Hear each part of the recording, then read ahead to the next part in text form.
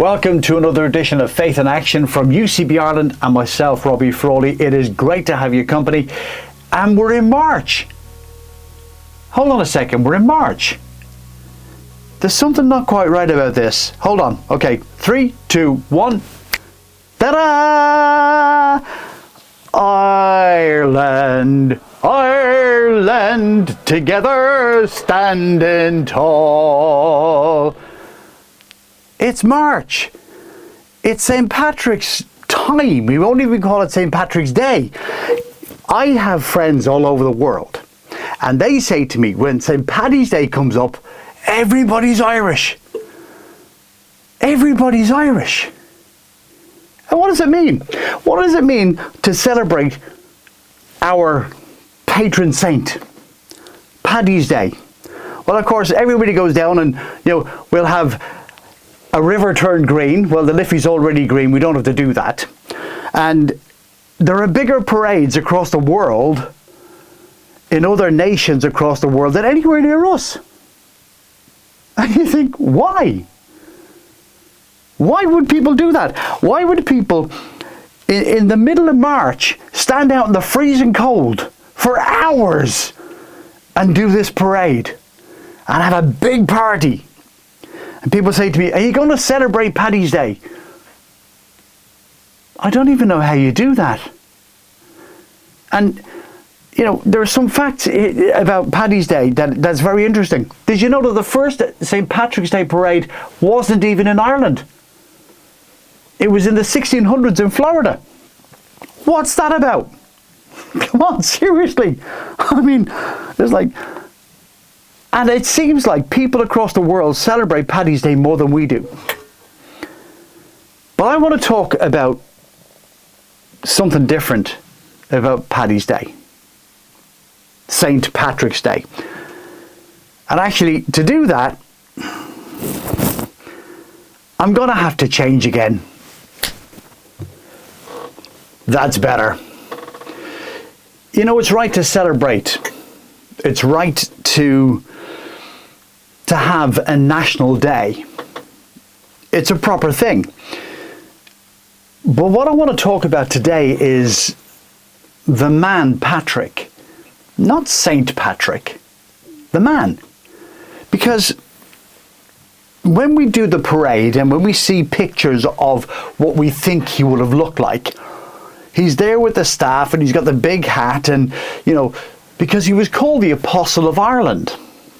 And it's important to give the right respect, but it's also important, I think, to remember that he was just a man. Let's go back right to the very beginning of what we know about him. Born somewhere around about 385, 86 AD.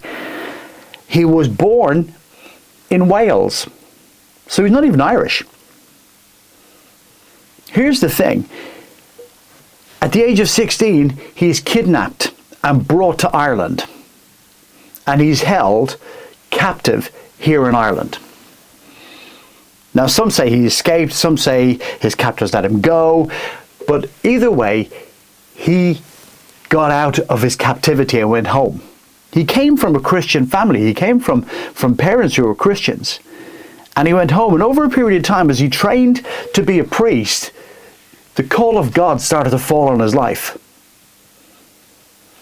Here's the thing. The call of God fell on his life to go back to the land of his captors. I don't know about you or me, but I'd run.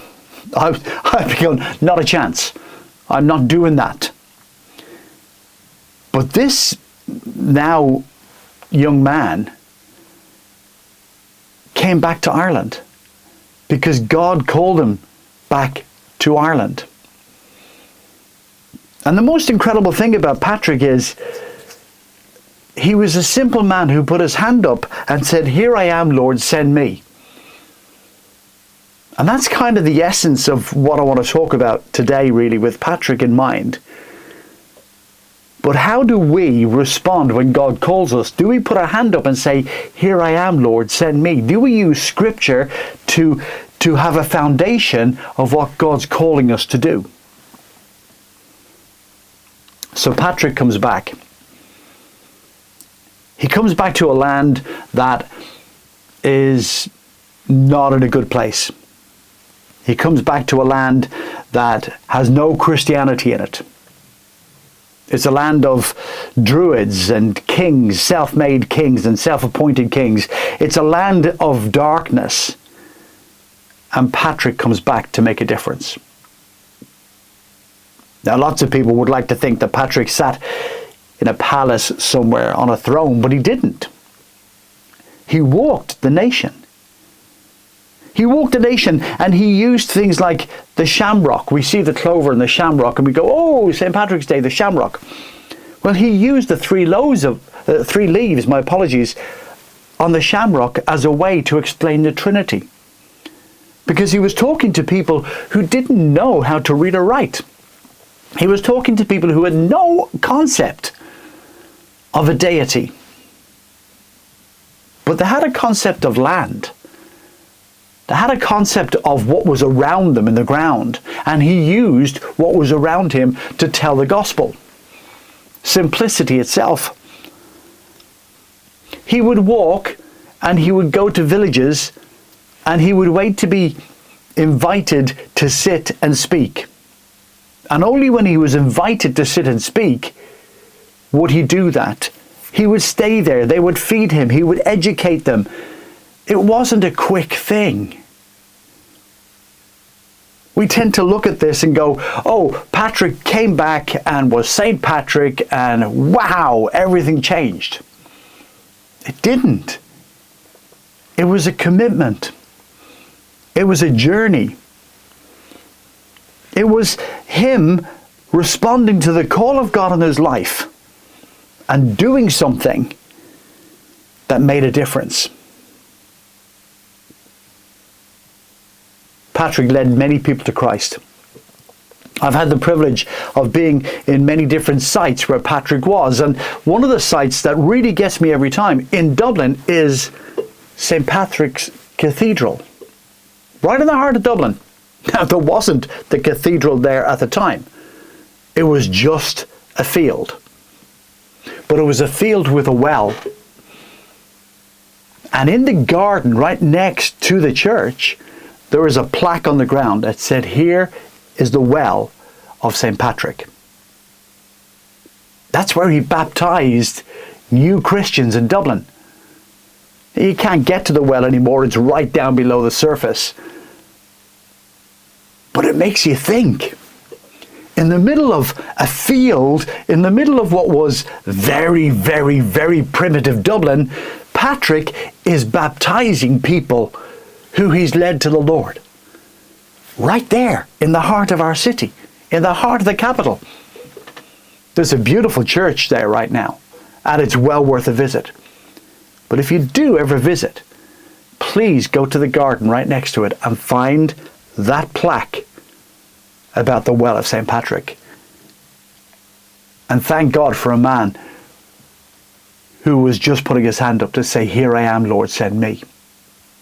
We can venture further north on the east coast up at Slane Hill, the Hill of Slane. We all know about Slane Castle, but what about the Hill of Slane?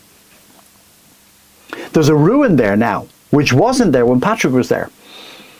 But it's a ruin of a church, and many people can go there. It's free to go. You can just go up and just wander around that place. And on a good day, you can see 10 kilometers across the land and see the Hill of Tara. Now that's very significant, because the king of Tara made a decree.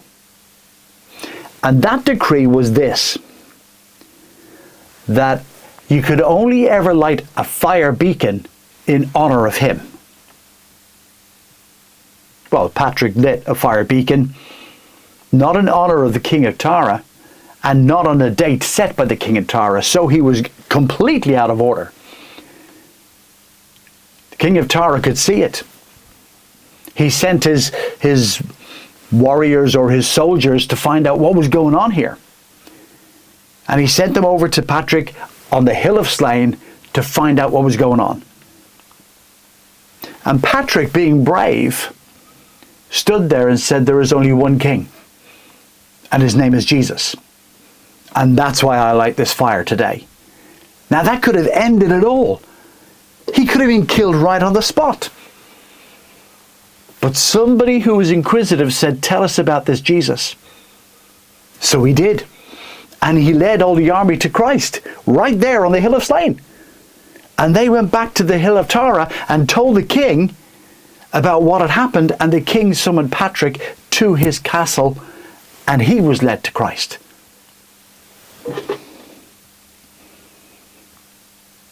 You see, it's not about who we are, it's about who he is. Faith in action is not what we can do, but what God can do through us. Patrick has been all over the country, all over this land. But a really special place is where he's buried. And that's why we celebrate St. Patrick's Day on the 17th of March. That's the day he died, not his birthday. And he's buried up in Downpatrick, and there's a great exhibition up there all about him. And he's buried in a church ground. And there's nothing ornate about his tomb. There's nothing lit up. There's no big gold inlay. There's actually a very worn stone over the top of the tomb. And there's had to be a plaque saying, this is where he's laid. I remember the first time I ever stood there. And I thank God for a man called Patrick. I thank God for somebody who was able to put his hand up and say, here I am, Lord, send me. And somebody whose trust in the Lord began a journey for a little island called Ireland and changed our nation. And from this land, many missionaries went east and west and changed the world. Don't ever think that you're a minnow in the economy of God. You're who God made you to be. What he's called you to do is significant for you, for him, and for the kingdom.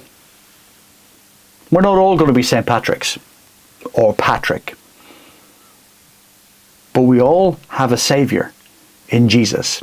We all have a God who leads us if we are willing to be led. If you ever get a chance to read up on Patrick, please do. If you ever get a chance to understand a man who came back to the land of his captors to make a difference, please do. Here's his prayer. You might recognize it.